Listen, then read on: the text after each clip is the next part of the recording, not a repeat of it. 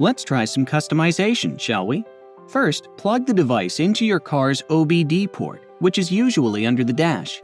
Open the Carista app on your phone and press Customize. Give Carista a minute or so to connect to your car and figure out what customizations are supported. Pick something you want to change. For example, let's change the duration of the coming home lights. These are the lights that stay on and light your way after you lock the vehicle. Pick your new value. Press Save. As easy as that.